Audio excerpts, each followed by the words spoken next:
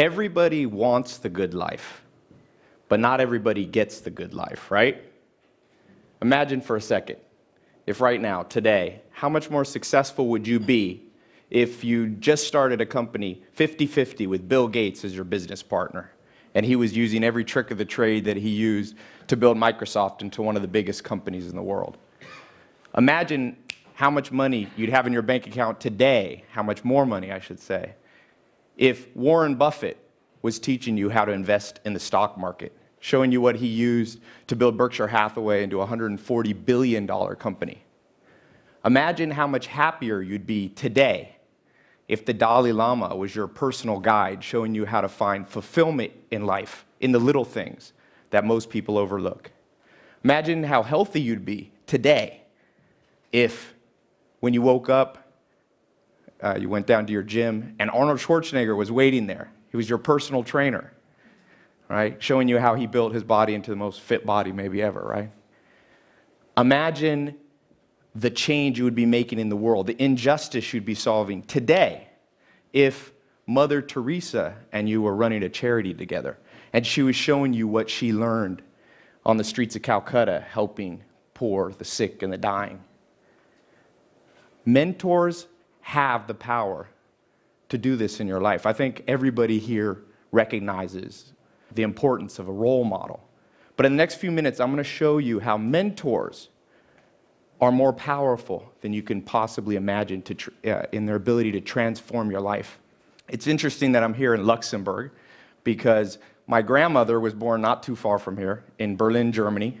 She's 96 years old, by the way, and she said, "Tai, tell him hello." So hello from my 96-year-old grandma.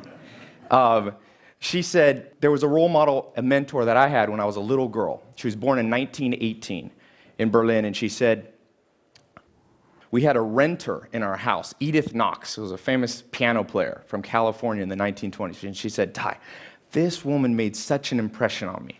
She rented a room for a summer, and she said, Edith Knox wore pants. My grandma said, I'd never seen a woman wear pants. Apparently in Germany in the 20s, no women wore pants. And not just regular pants, she had an orange jumpsuit on. And then she'd play the piano, and Edith Knox every hour would stand on her head for exercise. And my grandma was like 7, and she said, "Tai, I thought, if that's how women are in California, one day I'm going to move to California." And sure enough, she ended up in California. That's the story, part of the story of how my family ended up in California. And I'm from California. I flew here. Took 20 hours to get here. And I'm from Hollywood specifically. So Hollywood, the land of dreams. Or for most people, it's the land of broken dreams. Every year, 100,000 people move in and out of Hollywood. Some come to be movie stars, actors, singers, writers, comedians. Most go home empty-handed. And so I live up in the hills, and I'm surrounded by all these celebrities. I have one on my left, one on my right, and I often think, why did these celebrities make it? What did they do differently that allowed them to make it? Because in Hollywood, everybody wants something, but not everybody gets what they want. So I want to talk a little bit about that today. Because life is short. I think we all realize the sands of time quickly can slip by in your life. And you don't want to be old when you finally get the good life, or too old, right? It's like the Dutch saying, we're too soon old, too late smart. Steve Jobs said, I didn't want to be the richest man in the graveyard. And I realized this. I remember back, I was younger, and Alan Nation, one of my mentors, he had told me, he said, Tai, he said, what did you want to be when you were 16? That's the truest version of yourself. What did you want to be when you were 16? And I remember at 16, I wanted to find the good life. You know, Aristotle talks about eudaimonia, his definition of the good life. Health, wealth, happiness, love, all those things. And I remember going, it's too hard. How am I ever going to figure this out? There's so many hard questions. I'm 16. I got to figure out what college I'm going to go to, what religion I'm going to follow, who I'm going to marry, what politics, where to live, what career and path to pursue. And I had this idea. I was like, I know the perfect idea. What I'll do is I'll find one person. I thought this was so genius. Turned out to not be so smart. But I'd find one person who had all the answers. So I wrote a letter. The smartest person I could think of was my grandfather. So I wrote this letter, and I was like, will you tell me how to design my life? TED is about T-E-D. The D is about design, the designed life. So I said, will you help me design my life? And I was so excited. 4 days later, I got this letter back from my grandpa. I read it, and it said, sorry, Tai, I can't help you.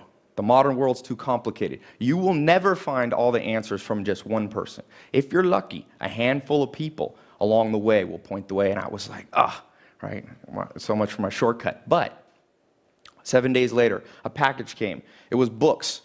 My grandfather had a 20,000 book library, and he had sent me some old dusty ones, 1,000-page volume, 11 books. The Story of Civilization by Will and Ariel Durant. And I was like, 1,000 pages? This is too much, right? But I see now he was giving me a hint. I didn't understand it, that there's this myth that you have to go inward to find truth. But the truth he was saying is you have to go outward. If you can download the consciousness, the mindset of people who have gone before you, the smartest, the wisest, the most intelligent, the most experienced people, then you will get what you want. And so I went on and I started writing down note cards, and I call them mental shortcuts, and I was reading these books, and then I started traveling. I went to 51 countries. I would read a book and I'd say, let me go visit this person in person. So I went to New Zealand, Australia, South America, Argentina, Ireland, all over the world. And I was focused on those 4 things: health, wealth, love, and happiness. I decided to focus on health and happiness. I lived on for 2 years with Joel Salatin on his famous sustainable agriculture, or his organic farm. And then I spent 2.5 years with the Amish, no electricity, trying to see what was life when we lived in community. And made one mistake. I forgot about money. That's one of the things. And so eventually I ran out of money. And so I had to do the thing nobody wants to do. I had to call my mom and be like, Mom, I know I'm an adult, but I don't have any money. Do you mind if I come stay at home till I get back on my feet? She said, sure. She had a mobile home in Clayton, North Carolina. I went, and she said, sorry, Ty, I don't have a room for you, but you can sleep on this couch. And so I remember laying there at night and like, did I mess up? Did I miss out on the good life? Here I am. I have no college degree. My skills, I could milk a cow at the Amish. That wasn't a very marketable skill. I had like $47 in my bank account. And I didn't have a car. I actually had a car, but it had holes in the floor.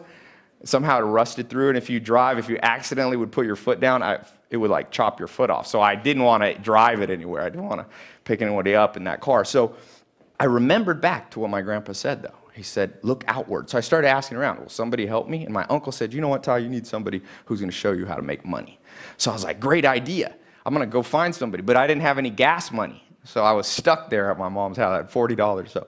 So I walked to the kitchen. That's what I could afford to do. And I found a Yellow Pages, and I opened up this Yellow Pages, and I looked in the finance section. And I found this guy, and I said, I'm going to go visit that guy. So I found a suit. I got a suit out of the closet. It wasn't mine. It was too big. It looked weird on me. God help me. I don't know what I looked like when I showed up at that guy's house. But got somebody to drive me in, and I showed up, and Kathy, his secretary, opened the door, and I walked back, and this guy, Mike Stainback from the phone book, I walked up to him, and I said, Mike, you don't know me. If you show me what you know, because I figure you must know a lot about money if you can afford a full-page ad in the Yellow Pages. If you show me what you know, I'll work for you for free. And I'll never forget, he was sitting in this chair, he had a big mustache. He looked kind of like Tom Selleck. He was sitting there, and he just rolled his chair towards me, and he said, you know what, Ty? I've been looking for someone like you for 20 years. Show up in the morning, I'm going to show you what I know. And sure enough, he did show me. And he began to mentor me on business. And now I'm an entrepreneur, I'm an investor. But I've continued on that path, traveling, finding mentors, reading. I read a book a day. I have a little book club I write. And what I found in my research is that I wasn't the abnormal path. Mentors, your ability to copy, is the biggest predictor of the success that you will have in life. As Picasso said, good artists copy, but great artists steal, right? And I looked around, and it's interesting. Did you know Albert Einstein had a mentor? Every Thursday, he would have lunch with the mentor growing up. Jay-Z, the rapper, he had a mentor. Oprah Winfrey said she had 2 mentors. Gandhi had a mentor. Alexander the Great had Aristotle. Bill Gates had Paul Allen. Warren Buffett had Benjamin Graham. There's something here that most of us have missed out on. So I want to share with you some things that I found, some specifics that you can do with mentors. The first thing, the first rule is I call them the mentor rules. It's the law of 33%. You should divide up your life and spend 33% of your time around people lower than you. You can mentor them, you can help them, and they'll help you back by making you feel good about yourself, right? It's good to know somebody's doing worse than you, right? That's that 30%. Then you have 33% of people that are on your level. These become your friends, your peers. But the last 33% is what most people forget about. Those are people 10, 20 years ahead of you. They'll make you feel a little bit uncomfortable, but that's what you want. And then remember, you don't want to make the mistake most people make with mentors, finding somebody just a little bit better than them. You don't want to be the blind leading the blind. So I call it the 10x rule. Find somebody 10 times further ahead than you. If you want to learn how to grow a $1 million company, you have to find somebody who has a $10 million company. Don't be afraid to go to the top. In-person mentors are amazing, and you can get people like Warren Buffett, Bill Gates. You'd be surprised. My friend heard a talk, Frank, he's a director in Hollywood, and he's like, Tai, you're not going to believe this. I heard your talk, and I emailed some people, and Elon Musk, the founder of PayPal, the only man to own 3 companies worth $1 billion, he wrote me back, and I had lunch with him. You'd be surprised. People remember, because people remember their struggle, and they'll reach out and help you too. Remember, everybody wants the good life, but not everybody's willing to follow these rules. You must follow these rules. Next, humility. One of my favorite stories in business. Sam Walton, he becomes the richest man in America. He starts Walmart, this big empire, and he takes a trip to Brazil, to Sao Paulo. And when he's there, in Sao Paulo, his host family, his friends, get a call from the police department. They're like, come bail out Sam Walton. He's in jail. By this time, he's an older guy, billionaire.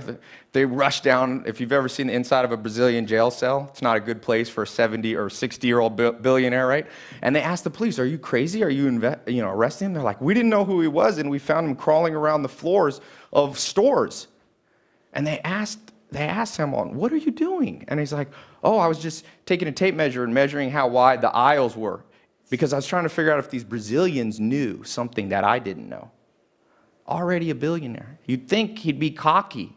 You see, everybody wants the good life, but not everybody's willing to be humble like Sam Walton was. You have to be humble. Next, perseverance. The media has tricked us. They only show us the success at the end, but Bill Gates started at 12. It wasn't until 31 years old that he was a billionaire. He said from age 20 to age 30, I never took a day off, not even one. You must persevere, and in your search for mentors, you must persevere as well. I've been lucky enough to become friends with one of the top real estate investors in the world. I said, how in the world did you get started? He said, back when I was 19, I decided I wanted to do real estate. And I lived in a little town, but I knew there was one developer that was pretty good. So I went down to that developer's office. I met the secretary. I said, I'd like to meet this developer. She said, sorry, he's a busy man. He didn't have time to meet you. I said, I came back the next day. She turned me away. 17 times. He said on the 17th time, the lady felt bad for him and said, listen, here's what you do. Hide behind the plant by the elevator. When he comes out of his office at the end of the day, jump in the elevator and he won't have a choice. The doors will close. And you got 4 floors to convince this guy that you're worth, talking to. I don't know what my friend said, but he said enough that when they got to the bottom of the elevator, that developer said, meet me at the airport in the morning. Well, I'll go down in my private jet. You can come down with me to Florida. I'll show you how I invested in hotels down there. Sure enough, my friend learned from this mentor and became one of the wealthiest real estate investors in the world. He persevered because, you see, everybody wants the good life, but not everybody's willing to persevere to get it. You must persevere. Next, books. Books you should see as hidden treasure. Think about it. If I told you, because as I said, mentors are great in person, but some of the great mentors are no longer alive. Shakespeare, Darwin, Freud, Mahatma Gandhi. But if I told you all those people were in my house, they're going to be there this Saturday answering questions, magically I can make that happen. Would you show up at my house? Of course everybody would buy a plane ticket and end up in California. They are there in my house. They're on my library. They can be in your library too. Talking about Sam Walton. This is a man who made $160 billion for himself. More than all the other billionaires basically combined. He wrote a book on his deathbed. How many people have read it? It's a tragedy that not every business person's read a $5 book by a man who built an empire. But it's because the modern education system has turned people off from books. You got to rewire your brain. Let me show you a few quick tricks. First thing is stop seeing a book like a one-time event. See a book like a friend. You read it over and over. You come back, and just like Friends, you pick a handful of them. I recommend you find 150 books. There's 130 million. Can't read that many, but 150 you can read over and over for the rest of your life. There's no rule either at how fast you have to read them or what pace. I set my own pace. People say, how do you read a book a day? Sometimes I take a week. But sometimes books only have one or two things that are worth reading. In fact, most books only have that. So I flip through the pages one time. I like to go through 3 times. First time I read the table of contents, the back. The second time, go a little faster. The third time, I just focus on one chapter. See yourself like a gold miner, just looking for that one nugget. Then put it back on the shelf. The average American buys 17 books a year, maybe reads 1 a month. You should read at least 1 book a week. Because remember, everybody wants the good life, but not everybody's willing to read to get it. You must read more. And lastly, Stoic versus Epicurean. One of the first books that I read, this 11-set volume that I got from my grandfather, there was a quote that I wrote down. A nation is born Stoic and dies Epicurean. Stoics were people willing to sacrifice present pleasure for something better later. You could say they were investors. Epicureans lived for now. They were consumers. They said you only live once. There's a saying, if you're in a room and you don't know who the sucker is, you're the sucker. You never want to be the sucker. Guess what the media wants to do? I could tell you, I'm from Hollywood. They bombard you. We see on average 2,000 ads a day. They're trying to sell you something. Luxury comes at a cost. It comes at the cost of killing your hopes, your dreams, your ambitions. So toughen up a little bit. Be a Stoic. When's the last time you went a week without eating sugar? Or walked instead of taking a car to get groceries? Or did 100 push-ups? Or turned the air conditioning off? Toughen yourself up. Take a cold shower. You see, everybody wants, but not everybody's willing to toughen up to get the good life. You must toughen up. So, in closing, I'll share with you my favorite poem, Chief Tecumseh. He says, love your life, perfect your life, beautify all things in your life. Seek to make your life long and its purpose in the service of your people. Mentors will help you do that. They are the shortcut that you want. You don't want to do it the hard way. Find a mentor. No matter if you're just starting out or if you're already experienced, there's always someone to learn from. You must follow those rules. Be humble. Persevere. Read more. Toughen up. Remember, it's going to be a little bit hard. It's like Tom Hanks says in the one movie.